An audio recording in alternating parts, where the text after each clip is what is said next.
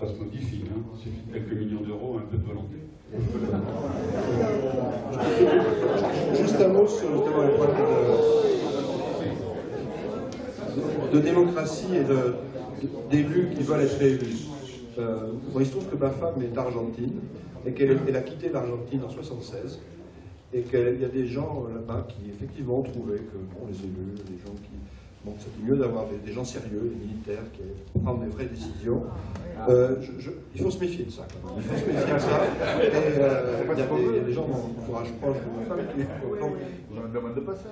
Voilà, donc je pense qu'il faut faire attention avec les discours que j'entends un peu trop maintenant sur le fait que la démocratie c'est un mauvais système parce que ça ne peut pas gérer le long terme, on peut pas gérer. On n'a pas dit ça. Et je suis élu de terme moi-même. Voilà. Non, j'ai pas entendu ça, mais vous ne l'avez pas dit, mais on l'entend beaucoup, il faut être, à mon avis, extrêmement attentif. Je connais bien le milieu politique. D'accord. Alors, je ne le dis pas pour vous, mais je suis assez sensible à ça parce que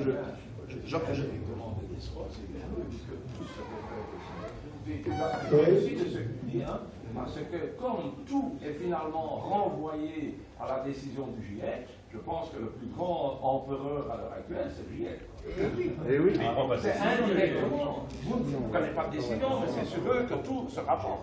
Tu peux faire tout ce que tu veux maintenant. La référence. C'est le GIEC. Oui, partout il y a marqué GIEC. Tant que les gouvernements l'écoutent. Ah, mais c'est sûr. Sûr. Qu'il y a un problème de légitimité au niveau de la nomination des gens qui sont GIEC.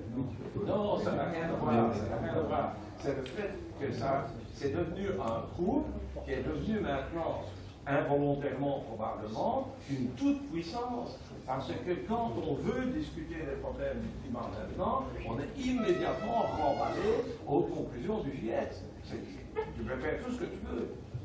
Je suis d'accord avec toi. Mais c'est un peu trop, oui, c'est un peu trop. Voilà.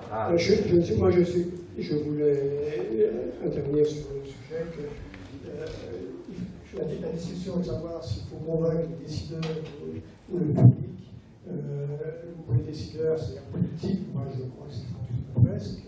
Je parle non pas de GIEC comme une toute puissance, mais presque comme toute la puissance, puisqu'il est composé en quelque sorte de représentants de nations. Mais je voudrais insister sur le public. Il me semble qu'une des missions que le SNC devrait avoir, ce serait d'essayer d'influer sur les journalistes. Car moi je suis effrayé, il a été cité Gaël Giraud, etc. Moi je connais un peu les débats avec la presse, et les journalistes sont tétanisés dans l'idée d'enfreindre le consensus écologique. Bon, il me semble que les SNC devrait d'abord s'efforcer, me semble-t-il, d'informer les journalistes sur un b.a.-ba de physique. Je vais simplement prendre un exemple, la différence entre 1 kW et 1 kW.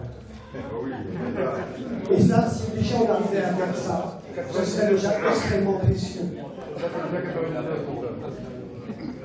y a l'école pour les journalistes, Jean-Marc. Oui, mais il faut pousser. Il faut pousser Jean-Marc. Oui.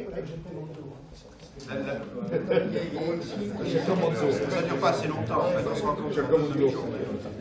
Je voudrais faire une réaction à ce qui a été proposé tout à l'heure, parce que je ne suis pas tout à fait d'accord.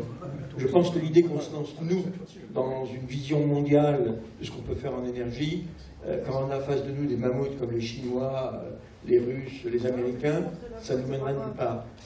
Moi, je défends, au contraire, c'est que par rapport à la situation européenne aujourd'hui, une espèce de domination des Allemands qui ont inventé un système qu'on n'aime pas, on serait beaucoup plus fort si on était capable de montrer qu'un pays comme la France est capable de proposer quelque chose d'intelligent qui peut servir non pas de modèle pour la même chose aux autres, mais qui sert de modèle sur un mode de raisonnement.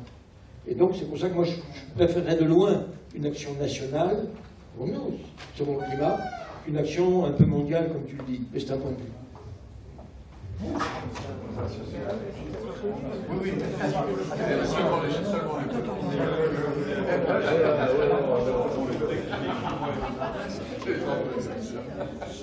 Oui, Henri Prévost. Je vais prendre un point de vue un peu différent de ce qui a été dit. Je crois que notre monde devient tellement déstructuré qu'il faut s'appuyer sur ce qui existe. Et ce qui existe, ce sont les États. Et les États sont les seuls capables de prendre des décisions. C'est les seuls capables de mettre un impôt, c'est les seuls capables de prendre une réglementation, quoi que l'on dise. Bon. Alors après, il y a de toute façon, il y a des décisions qu'on fait dans les États, mais il faut s'appuyer sur les États. Alors après, la question se pose de savoir bon, si c'est tous les États, 200 États dans le monde, ou bien si c'est quelques-uns qui vont prendre, mais ça, c'est bon, peu importe, c'est un autre sujet. Je crois que actuellement, on parle beaucoup du GIEC, mais l'échéance, c'est la COP 91, pas la COP 21. Donc j'ai entendu, je ne sais pas si j'ai bien compris ce que disait Hervé Letreux, qu'il faisait un appel à des groupes qui puissent apporter une contribution en vue de la COP 21. Enfin, il faut y aller là. C'est modeste ce qu'on fait. Alors, la COP 21, c'est en décembre 2015. C'est à Bourget, il y aura 40 000 personnes. C'est dans les mains du ministre des Affaires étrangères. Et nous, ce qu'on a proposé, c'était une conférence scientifique qui, à côté de ça, sera modeste, mais par rapport aux forces qu'on a actuellement, on essaie de recruter une secrétaire. Alors ça, c'est qu'une... on essaie de rassembler de 1500 personnes à peu près à l'UNESCO, puis il y aura des choses un peu périphériques autour. Et dans ce qu'on a mis en avant en discutant entre nous, enfin, c'est évident que l'énergie est un des domaines sur lesquels il y a un vide en termes de diagnostic. Et de, voilà. Donc, comment le remplir? Ça peut être soit des séances scientifiques, académiques. Ça, on voudrait séparer les séances de caractère académique et puis ce qu'on appelle des side events, des choses qui sont un petit peu en périphérie du programme mais qu'on pourrait intégrer au programme quand même. Et là, faire des choses éventuellement avec effectivement des énergéticiens, des associations, des étudiants. Donc ça, on ne le fera pas nous-mêmes parce qu'on n'a vraiment pas les forces. On se rend compte que s'engager dans quelque chose qui nous fait peur, on n'est pas sûr d'y arriver. Donc on n'a pas tout à fait. Donc, on va essayer de se concentrer sur la conférence scientifique et on espère qu'on arrivera à agréger autour tout ce dont je parle. Parce qu'il me semble que, justement, son climat c'est fait de scientifiques qui savent parler. Je pense qu'on peut se faire entendre, des journalistes ou du grand public. On est à la charnière entre les deux. Et ce qui nous manque, comme ça a été dit, c'est de nous faire entendre par des journalistes, de faire accepter par des journalistes. Donc le fait de participer à un truc qui sera connu des journalistes, qui fera un peu de pub, de faire partie, c'est peut-être un bon moyen pour nous aussi de faire passer ce que l'on veut. Donc il faut qu'on soit branché. Il y a deux comités qui sont mis en place. Un comité international sous c'est Chris Field, groupe 2 il y a beaucoup de gens dans tous les groupes du GIEC et de tous les pays. C'est plus pour garantir en fait que ça n'apparaisse pas comme franco-français, comme conférence, que ce soit vraiment international.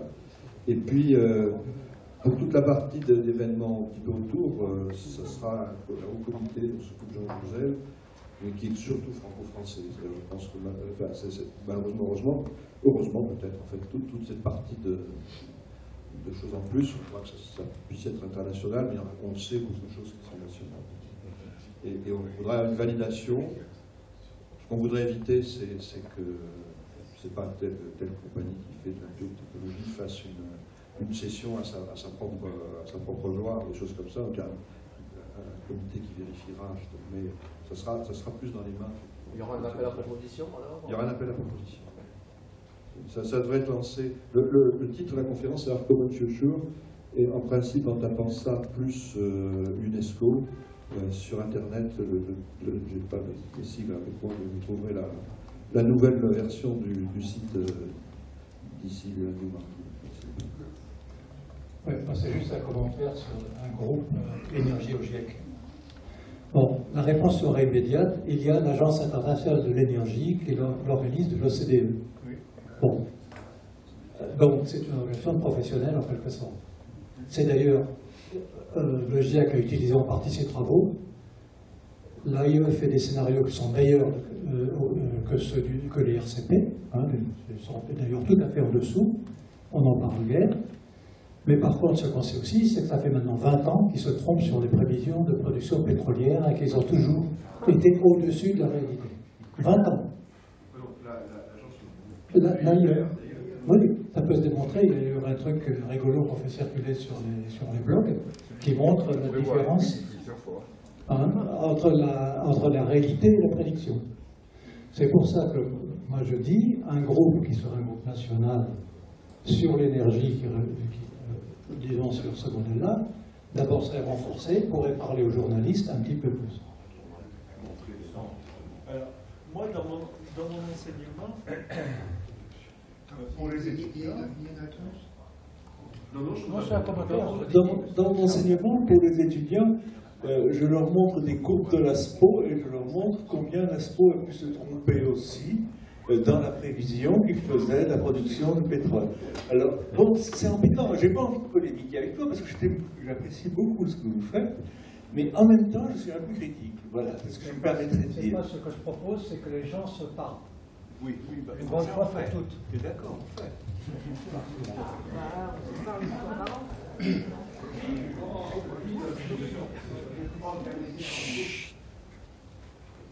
Oui, juste une question, s'il vous plaît. Est-ce que le GIEC, ou du moins quelques membres éminents du GIEC, pensent avoir une action auprès d'un vecteur d'information extrêmement important, que sont les anciens IUFM, aujourd'hui les SP, en allant tout simplement faire des conférences auprès de ces gens-là pour les informer de l'effet carbone, par exemple. Merci.